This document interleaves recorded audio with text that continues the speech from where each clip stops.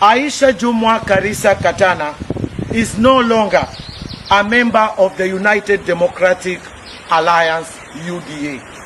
Aliyekuwa waziri wa jinsia Aisha Jumwa anakabiliwa na mawimbi makali ya ukosoaji kutoka kwa viongozi wa chama cha UDA kufuatia hatua yake ya kujiondoa rasmi kwenye chama hicho tawala. Ukosoaji huo umejitokeza leo kwenye mkutano uliojumuisha viongozi wa UDA na wakazi wanawake wa kaunti ya Mombasa. Aisha Jumwa kuondoka kisiasa.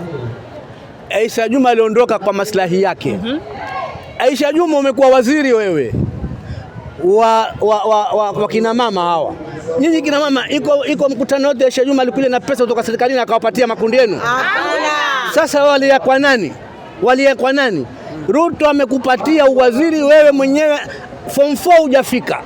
Hawa ndio kwenda kukutana nao kina Orengo huko Malindi. Ndio hawa waliotoa kesi kotini kusema wewe you don't qualify to be a chairman of Kenya Road Board. Sasa Ruto ana makosa gani?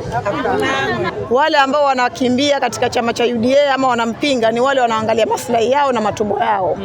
Kwa sababu kama ni Mheshimiwa Aisha Jumwa alikuwa waziri wa jenda, amekaa miaka 3. Mwaka mmoja akapelekwa kwa upande wa barabara. Only 1 year yuamwambia president ati kuwa hakupewa kazi hata ya kufagia. Kumuonesha mama ambaye hajielewi Ruto yuamnyanyasa. Wakati yeye Aisha Jumwa yuatafuta kazi, hawatafutiki na mama.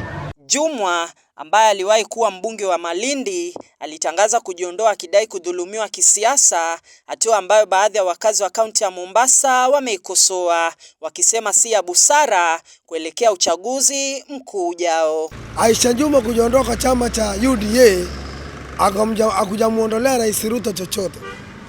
Manake hana mchango wote. Manake hata pale walisimama na Mung'aro aliangushwa na akiwa na chama kile cha UDA. Kusema ukweli, kwanza hilo jambo ambalo amefanya linasikitisha watu wengi. Na mimi kwa mtazamo wangu naona amefanya makosa. Angegoja kwanza akae kwa ile chama yake mpaka tungoje the next elections, ndo from there ange make his own decision. Wakati huo huo, mbunge wa Nyali Mohamed Ali naye ameingia kwenye mtego wa kukosoa kutoka kwa walioshirikiana nao ndani ya UDA.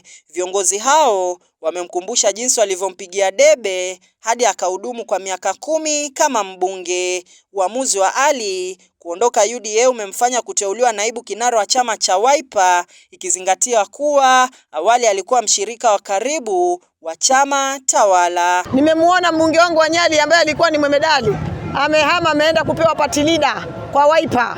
Asijipige kifua na Mombasa. Mimi ni mmoja wao niliyemzungusha Mohamed Ali Mombasa. Hawa mama tulimsupport Moani kiwa nao. Na hawa mama nimewatoa. Hakuna mtu atasupport Mohamed Ali. Mohamed Ali atakwenda kama Mohamed Ali kwa sababu ya tumbo lake na maslahi yake. Asijipige kifua akiapisha mama zangu, akiwapiambia kwa hiyo waapisha wakati yeye akiomba kura. Hakuna mzazi wa mtu alimwapisha. Hayo yakijiri, hali ya kisiasa nchini inaendelea kuwa ya vuguvugu kufuatia utata wa tarehe ya uchaguzi mkuu wa mwaka 2027. Utata huo unajiri baada ya agizo la mahakama kuu ya Malindi kutaka kura ipigwe leo kwa mujibu wa katiba.